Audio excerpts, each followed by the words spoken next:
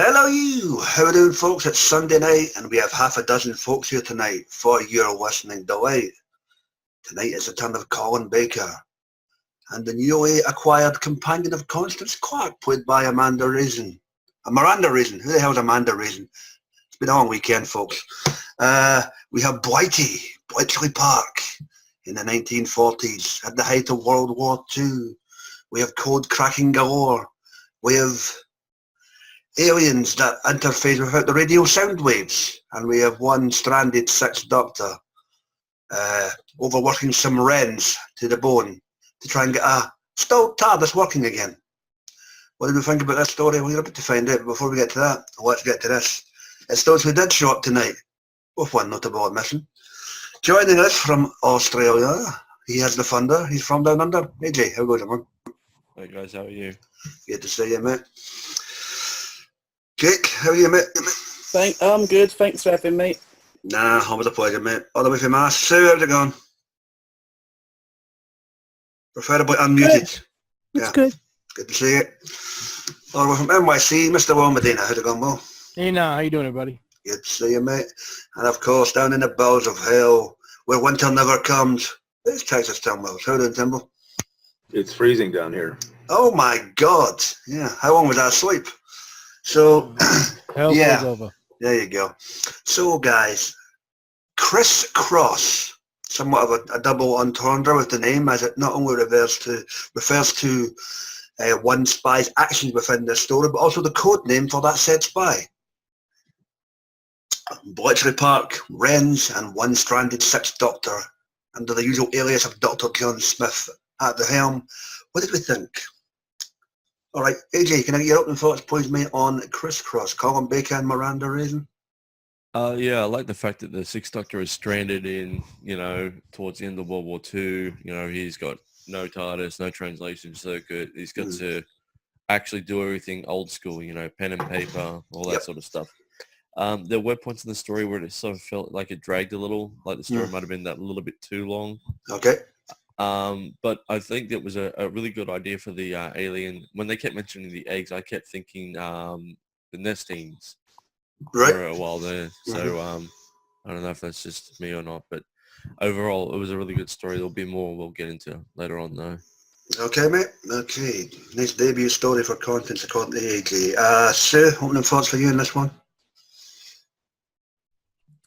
I don't really know much about Constance, but I enjoyed what I heard of her, and I really like the Sixth Doctor trying to be working things out, and the other thing that was really interesting was a sentient electromagnetic entity. It was a great idea, and the whole waveform thing was exciting too. So, yeah. And do you mind if Alex chimes in? No, well done. All right. It sort of reminded me of the Nestines and a little bit of the strategy game of the Curse of Friend Rick, but a little slower. And not trying to put in 20 things at once, even though it did have a lot of characters. But I did like it mostly. And like I said, the Sixth Doctor had to do everything in extremely slow pace. But I also did like the concept of the aliens, even though they're a little bit of the Nestines. But this is audio, so you sort of have to work that way. All right. Thanks, mate. Timbo, opening thoughts. Cris Cross. I thought it was good, but I thought it could have been better. I think the ideas are all really good. The characters are all really interesting. The plot itself was good, but I think there was a problem with either the writing or the direction. At some occasions, it seemed like that a lot was happening. You couldn't really tell what was going on because you're just hearing sound effects and music and dialogue. Or and then somebody would explain what had just happened afterward. I think that's kind of not very effective writing, I would say. But here's the thing. It's still a very entertaining story. I agree with AJ. It might have been a hair too long. Yeah. But otherwise, though, it is a great setup. It's a great time period to be in. The idea that the 60s stranded somehow and you know the new girl, she's very interesting. I mean, it's a very interesting period of World War II when they're deciphering all these secret messages back and forth. They're trying to get one up on each other in the war. And the idea that aliens just happen to arrive and get involved in that time as well, and he has to kind of stop that is really cool. So it was a very good story, but I think it could have had another rewrite. Oh, okay. Who was the writer for? Why am I echoing? Hang on. You got a hollow head. Who was the writer for this one, Will? The writer of this story is Matt yep, Fitton. there you go, Matt Fitton. Matt Fitton. That is strange. He's usually very good. You know, I tend to agree with Tim, especially when the waveforms were speaking. Sometimes their audio was somewhat indistinguishable. I know they were trying to crack codes at times, but like, what did that just say? But yeah, it was a bit noisy in places. I'll give you that, Tim. Well, maybe you may open thoughts. Well, I'm gonna agree with Texas. It might have been a little bit long. At the first half of from the first two chapters, I actually thought it was just the doctor stuck at the Second World War until the ending of that second chapter when you hear about the aliens and all that. Yep. And then I was like, well, he has to get out of this because he don't want to alter the history of the Second World War because even by mistake he did mention that the war was going to end in another year. This even though this is the first story that introduces Constance, this is the second audio adventure because earlier, not that long ago, they released the last adventure. The end of the line. And then she's in that story too. But this is considered her first appearance. She's not a bad character. As we noticed from this audio, the big mystery of her is where is her husband? Because some people think he's either passed away or he might be missing in action from the war. He's MIA at present. Yeah. So, yeah. So then that's later on down the line we're gonna have to find out if it's been resolved or what happened to him. The alien, it sounded a little weird, in certain spots like that. But you can't really play it because was unusual. The waveform voice was done by the same actress who did Sylvia. So remember the Red Wimple? Okay, yeah. The one that was the one that was being tied up by the mathematical genius one. The one that the doctor was working overtime. So she did both. What's the actress's name? Her name is Sylvia Charlotte Salt. Okay. So it was unusual, but in certain instances I could hear the same voice over and over. So I thought it was the other character talking to her. I had to check on that, and then I found out he was doing two roles. Okay. But the way it ended, the ending was unusual because the submarine gets attacked, but we don't know what happened to anybody there. Only died. It was a way to kill off Major Harris and the German doctor, Dr. Schwartz. That's the way they killed them off. Yeah. So then, of course, this leads to further adventures with the doctor and his new companion. But otherwise, it's not a bad story. But like Texas said, it's a little too long. And I actually wish it could have just been a straight historical story with no aliens at all, just to see how what caused the TARDIS. Of course, finding out we know it was the alien that did this to the TARDIS. But it would have been interesting what would have caused the TARDIS to crash land, and then he had to work with all these humans like that. That's the thing, though. You wouldn't have been able to do historical, but just crash landing for no reason like that. There had to have been something that interfered with circuits. Well, maybe him playing all the buttons over and over, he blew something up. Well, there you go. You never know, mate. Yeah. In a way, I wish it would have been a straight historical because this is like another doctor that's in the Second World War, because we really heard an earlier story with the Seventh Doctor in the Second World War that had David Tennant doing the Nazi. And then I think even a book form that had the Eighth Doctor with the guy who did the Code Breaker, Turing. The Night Watches as well. That was another one. Yeah, the Night Watches. Because I know we had a lot of doctors in that same war, man. And the 11th Doctor. You would think they would be tripping over each other all. Tell me about it. Always showing up at the same places. What are you doing here? Oh yeah. Oh, not you again. Anyway, thanks, mate. Jake, opening thoughts for you.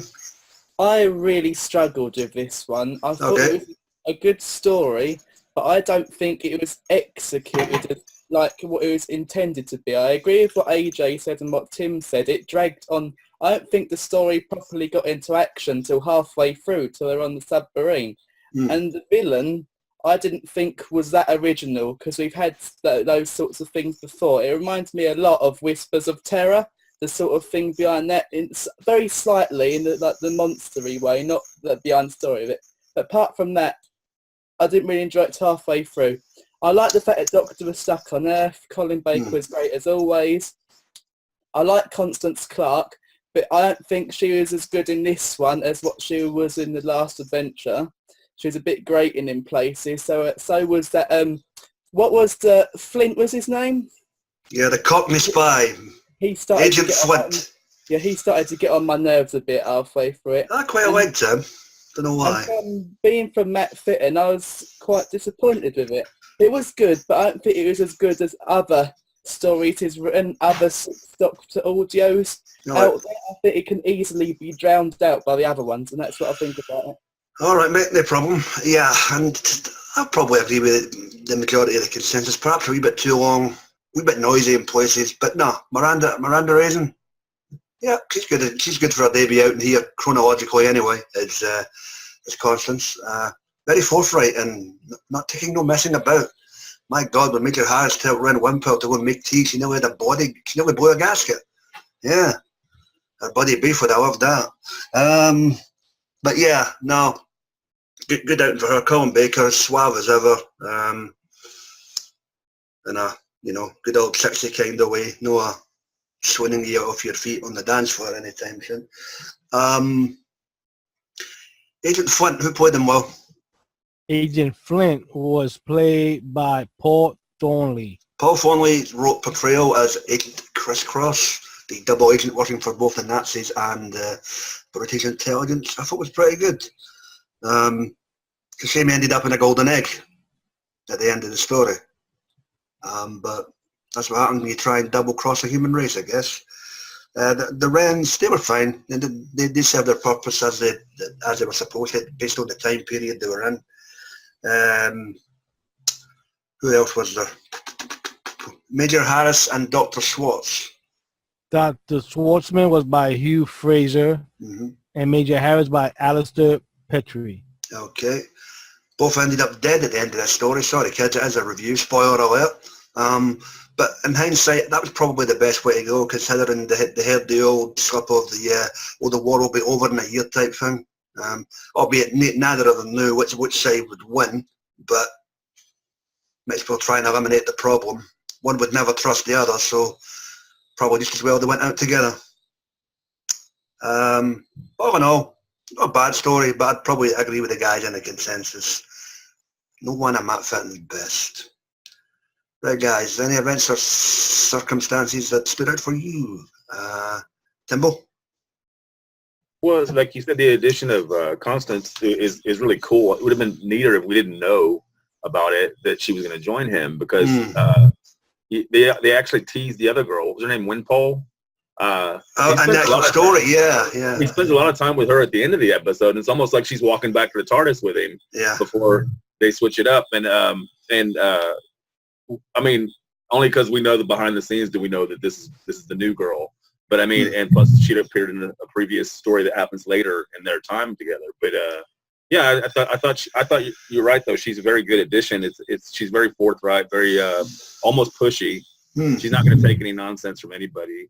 And I think that she has a good rapport with 60. I think it's cool. I mean, how they added her in, and she got her own little mystery with what happened to her husband. So we don't know. At the end there, wasn't there a memo or from there was a memo, yeah. So there you go. It'll be interesting to see where they go with that. Yeah, why not? Oh, that's a bit of mystery. Well, what about you, man? Well, yeah, like Tech said, the mystery of Mrs. Constance Clarke. I mean, that's a good thing though for us to keep listening to find out how that what's the ending of that. Was like you said that the Nazi and the soldier like that both being killed like that. That had to, like you said, that had to happen because them, in a way, knowing that the war was going to end in another year, that had to get, be sort of like had to end those two characters for us. You can't have them blabbing like that. But like Texas Other said, I thought Sylvia, she stood out real good in the story. So I thought maybe maybe she was gonna just go with Constance, for one story and then go back. So I thought maybe both of them would have gone together. But I would like to see what happens to this character, to her, because she's a very smart person like that. And then because remember, like with us living in this time and age, we know that after the war, a lot of women had to go back to being in the kitchen. So I wonder how how this character is gonna develop after the war like that. Same thing with Constance, because she's in the war, so I don't know what's gonna happen with her. Correct me if I could be wrong, but I think the reason that character wasn't took anywhere, I think she's got a relevant place in history, that particular character. I thought I heard the Doctor pass say a certain comment at the end about one of Churchill's golden hens or something. Yeah. So they modeled her after a real person. I believe so. Who was actually instrumental in the Blighty effort at the time. The name has probably changed, but she was probably based on somebody that was actually a major code breaker or something along those lines. I'd have to look up. I'm only guessing. I don't know 100%, but I think that's maybe the reason why we ended up with Constance rather than. Now let's take her for a wee jaunt as well. AJ, and for you, mate. Yeah, you'd think the Doctor would have learnt by now that, some random alien species that's innocent that wants to be helped and, they're trying to take over the Earth. You think he would learn his lesson how many times by now? Like, he would be a little bit speculative and, just be on tiptoes around them. I like the fact that TARDIS landed on its back on the submarine. I wish it landed on its side so they fell out of the doors as they tried to come out. That would have been a bit funny, I thought. Right. And also the obligatory soldier and nurse getting it on during the war. Yes. Yeah. That was put a stop to very quickly, wasn't it? Yeah. Yeah, I thought that was quite funny. Yeah, there you go. Yeah. You dirty old soldier. Jake, how about you, mate? Anything?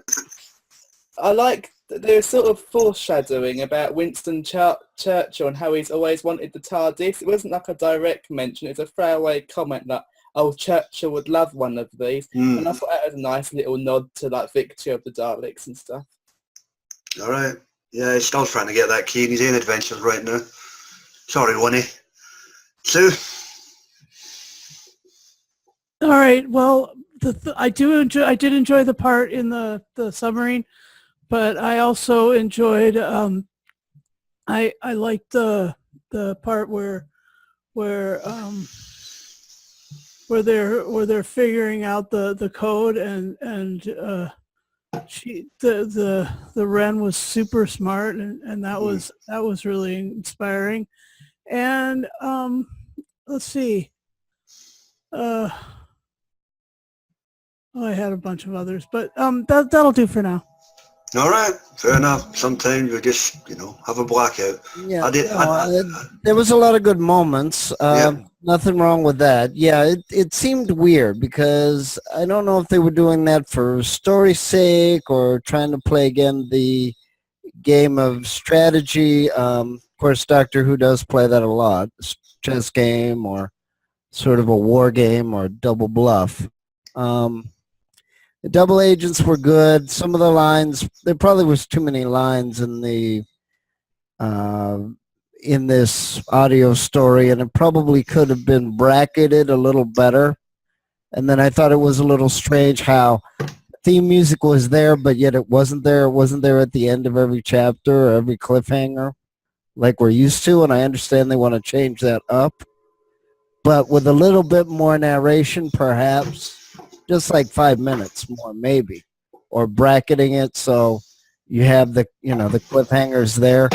Probably would have felt more like the actual episode. Maybe they did that on purpose so that maybe they thought they could get more into the story if you're, sitting there listening to the double agents or the scientist or whatever. I mean, sometimes it got a little, rambling, but I thought it should have had a little bit more pauses or narration.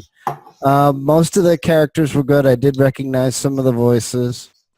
Constance is all right. I mean, after all, they do have to get him different companions.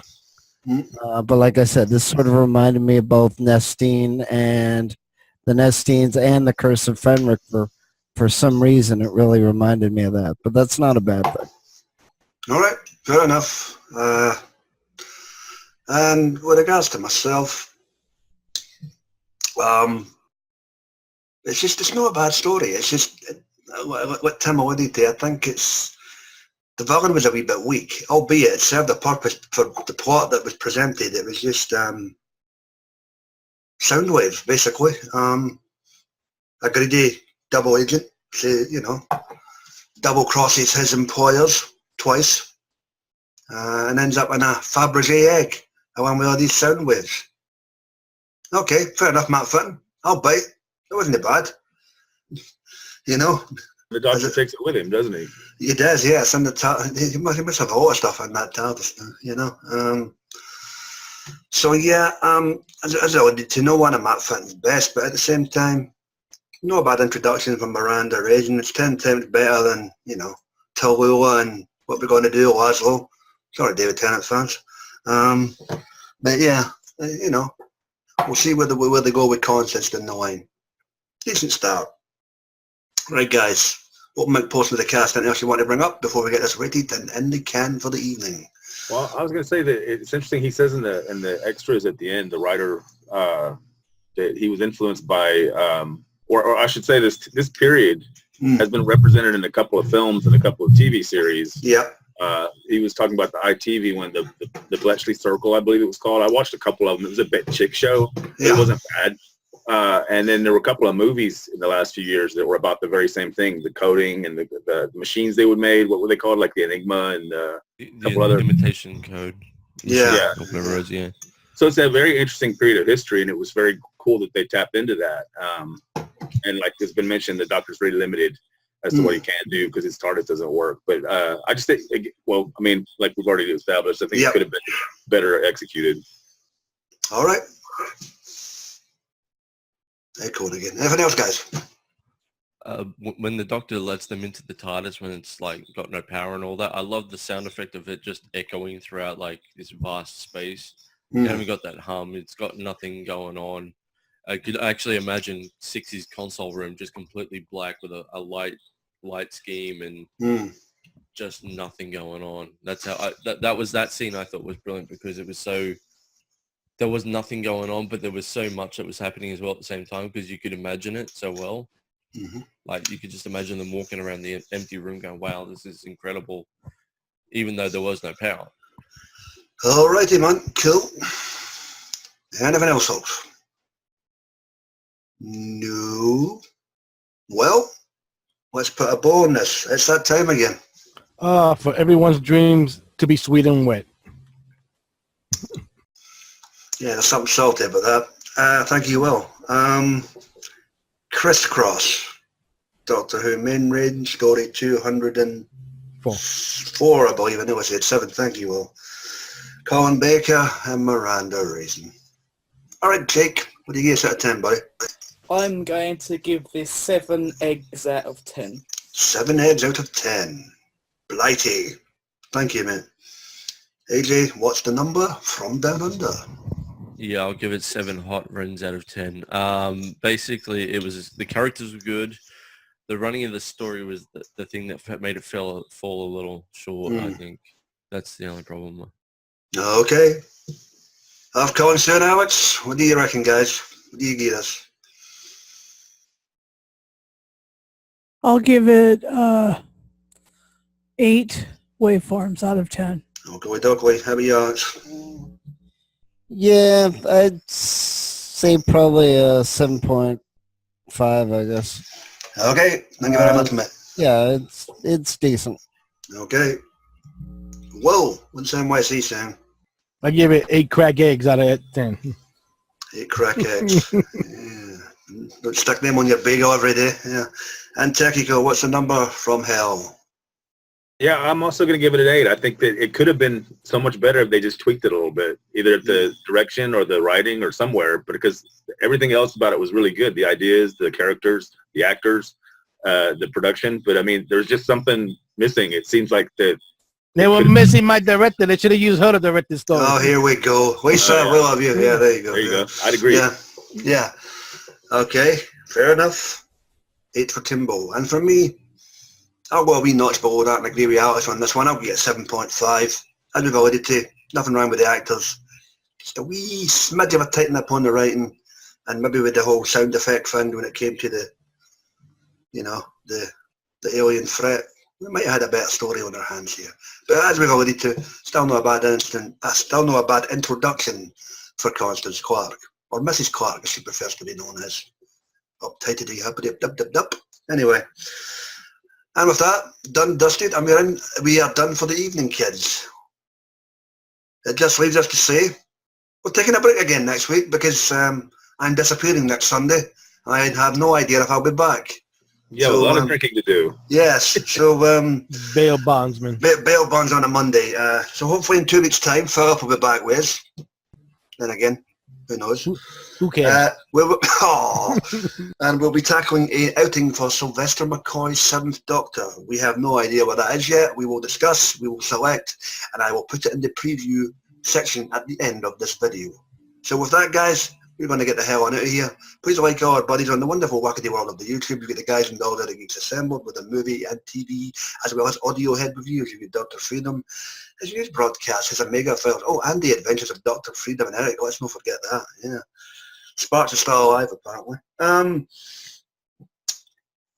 with that, we're gone. Take care of yourself, folks, and each other. And no Morse code needed here. All the best, folks. Be seeing you. See you soon.